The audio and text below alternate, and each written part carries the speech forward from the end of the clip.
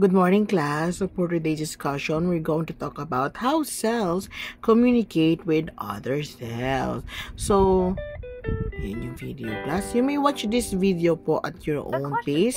So, you can just download the presentation via our Google Classroom and watch it. I'm just gonna skip it for now. So, ayan. So, same as cell, diba? Kaya nga tinawag ko siyang cellphone kasi nga po, technically, cells in our body can act like a cell phone itself, diba? In which radio signal will come in and an output will come out, or a sound, for example. In a cell, ayan, an extracellular signal molecule will come inside the cell, and of course, another signaling molecule will come out, and of course everything will be divided, or of course blocked, and of course filtered by our cell membrane. Now, when you receive a call from your friend on your mobile phone, the phone converts the radio signals which travel through air into sound waves in which you can hear. The process of conversion is called signal transduction, meaning, of course, the signal is becoming converted into other form of energy, diba? For example, ayan, signal from the air into sound waves. The signals that pass between cells are simpler than sorts of message of that human extraordinarily exchange. In a typical communication between cells, the signaling cells produce a particular type of extracellular signal molecule that is detected by target cell. As in human conversation, most animal cells both send and receive signals, and they can therefore act as both signaling cells and target cells. Of course, no? Mayroon dalawang sides ng cell. Si cell na nagpapadala ng message, which is the signaling cell, at si cell na magre-receive ng message, which is the target cell. Okay? So, we call them as, ayan, receptors. Receptors, proteins processed by target cells that recognize and respond specifically to the signal molecules. Receptors ang tawag doon, yung protein sa my target cells. Proteins usually sell surface receptors which bind to ligands and cause responses in the immune system. Receptors can be found in various immune cells like B cells, T cells, NK cells, monocytes, and of course, stem cells. Signal transduction begins when the receptor, ayan, yung kukuha ng message on a target cell, receive an incoming extracellular signal and converts it into the intracellular signaling molecules that alter cell behavior. So, ayan. So, from the other cell, di ba? From the signaling cell, ayan, i-receive siya ni target cell through the use of receptors. Yung mga proteins yon. Moment. Ayan. Example, this one. So, a cell membrane, we got a ligand to bind in the receptor na. So, extracellular fluid which is outside the cell, no, meron tayong cell membrane, and then the intracellular fluid which is yung inside the cell. So, si ligand receptor complex triggers intracellular response. So, pupunta siya dyan. Now, of course, mag-respond ngayon si inner cell, tatanggapin niya po hindi, may purpose po siya sa loob, hindi. Pag hindi po, lalabas po siya. Pag yes po, kailangan po siya. Then, of course, meron po siyang kaakibat na response. A meaningful receptor-ligand interaction leads to a physiological response. For example, when a glucagon binds to its receptor on adipocytes, the production of fatty acid by hydrolysis of triglycerols is enhanced. Okay? Cells in multicellular organisms use hundreds of kinds of extracellular signal molecules to communicate with one another. Excuse me. The signal molecules can be proteins, peptides, amino acid, nucleotides, steroids, fatty acid, derivatives, or even dissolved gases. But they all rely on only a handful of basic styles of communication for getting the message across. So, for example, like this one, no? We get the signal molecule, like ito, yung mga hormones. So, adrenaline. So, ang site of origin ng ating adrenaline, which is yung hormones ng isan, adrenal gland. So, chemical nature niya po is derivative of amino acid tyrosine. Some action, so ano mangyayari pag nagkaroon po, pag po siya ay na-receive ng receptor o ng ating target cell. So, it will increase blood pressure, heart rate, and metabolism. Diba? Adrenaline rush, pag po tayo natatakot, kinakabahan, diba? Bibilis yung tibok ng puso natin. So, yun po yung signaling po, no? Signaling molecules. And, for example, cortisol. So, ayan. So, from adrenal gland as well. Steroid affects metabolism of proteins, carbohydrates, and lipid in most tissue. So, and so on and so forth. Okay pa? Now, let's go to our cell-to-cell communication. So, cells typically communicate using chemical signals. These chemical signals, which are proteins or other molecules produced by sending cell, are often secreted from the cell, which is released into extracellular space, which is yung labas ng cell. They can float like a message in a bottle onto neighboring cells. So, imagine, no? Pag nasa kabilang isla ka, tapos gusto mo mag-send ng other message sa kabilang isla. So, yung tubig na pumapagitan ng dalawang ng isla, kayong isla mo at isla niya, yung po si extracellular space, no? So, gagawin mo pag may gusto ka man yan, bawa, gusto ko mag-produce ka ng, dahil may nakakatakot sa labas, gusto ko mag-produce ka ng hormone na for adrenaline, di ba? Adrenaline rush, o tapon mo yung si bottle sa kapila. So, magko-float lang siya, and of course, it will be received by the, of course, ating receptors. Yeah, for example, that one, ayan, si sending cells. So, we got here, ayan, si ligand, and of course, si receptor. Ayan yung receptor, ayan yung taga-receive. Receptor, receive. And of course, a respond will happen. So, pag hindi po siya target na cell, of course, no receptor for ligand, diba? Kaya pwede mo siya yung target, diba? So, not all cells can hear in particular chemical messages. In order to detect a signal, a neighbor cell must have the right receptor for that signal. When a signaling molecule binds to its receptor, it alters the shape or activity of the receptor, triggering a change inside the cell. Signaling molecules are often called ligands.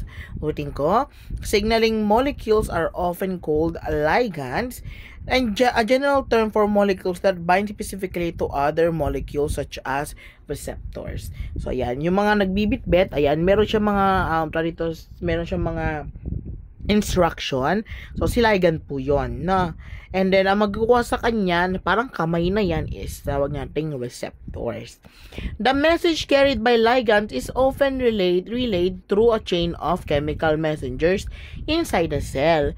Ultimately, it leads to a change in the cell, such as alteration in the activity of the gene, or even induction of the whole process, such as cell division.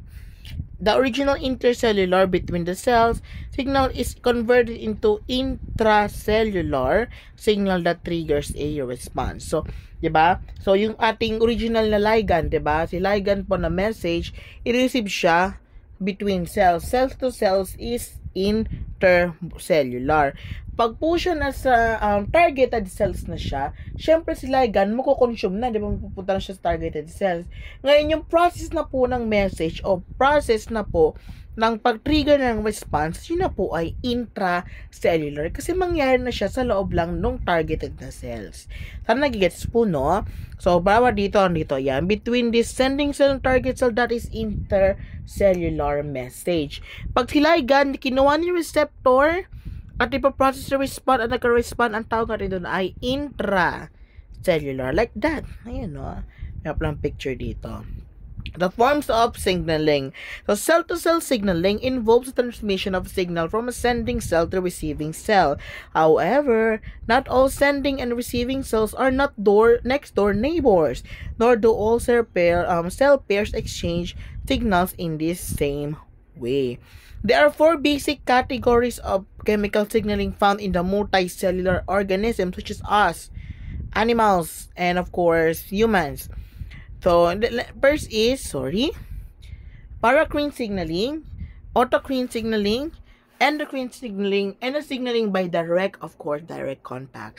The main difference between the different categories of signaling is the distance that its signal travels through the organisms to reach the target cells. So, for example, ayan, si endocrine signaling from the endocrine cell, si bloodstream, ayan, si hormone, galabas siya ng hormone o minsan, of course, generally known as ligand, ilalagay niya po kay bloodstream. So, medyo malayo ngayon yan, di ba? So, doon po siya ipapadaan po kay bloodstream. And of course, it will be received, the ligand na may laman ng hormone will now be received by the target cell using the receptors. And the paracrine naman po, ayan, as you can see, no, parang medyo magkalapit lang naman sila, no, kahit papaano. So, ayan, direkta, meron tayong local mediator, ayan, which is, nagka-contain na po ng ating ligand din. Next is synaptic, ayan, which is mas madalas nangyayari po ayan sa ating synapse o neurons. And we got the neuron cell, the axons, neurotransmitter, the synapse, and of course the targeted cells. Ito pag madalas nasusuntok, nakukurot, 'di ba? Synaptic yung madalas nangyayari doon. Next is contact dependent. Ito naman po yung technically magkadikit na sila. So iaabot na lang, no? Iaabot na lang si signal or iaabot na lang po si ating ligand sa kabila. So, paracrine signaling often cells that are near on one another and communicate through release of chemical messengers. Ayan. So, ayan. Type signaling in which cells communicate over relative short distance is known as paracrine signaling. And, ayan. Like that. Synaptic signaling, ayan, no, process named for synapse, the junction between two nerve cells where signal transmission occurs. So, mas madalas si synaptic po ay kay neurotransmitters or sa ating neurons. Like this one, ayan, no. Neurotransmitter, synaptic vesicle, and so on and so forth. So, autocrine signaling itself release ligand that bind to receptor its own surface auto. It may seem like odd thing for cell to do, but autocrine signaling plays an important role in many processes. So, ayan, autocrine signaling is a type of cell signaling wherein cell signal released from the cell binds to the same cell, which is of course technically self. So, auto, self. So, for instance, autocrine signaling is important during development, helping cells to take on and reinforce their correct identities. From medical standpoint, autocrine signaling is important in cancer, though, and is thought to play a key role in metastasis. Now, in many cases, signal may both autocrine and paracrine effects, binding to sending cells as well as other similar cells in the area. For example, this is the autocrine, no? So, from the self lang siya. Autocrine, self, sarili. Yan. Next is endocrine signaling. Cells need to transmit signal over long distances. Just like what I told you, diba? Endocrine, malalayo siya. Kaya madalas siya sa bloodstream na pinapadala si ligand.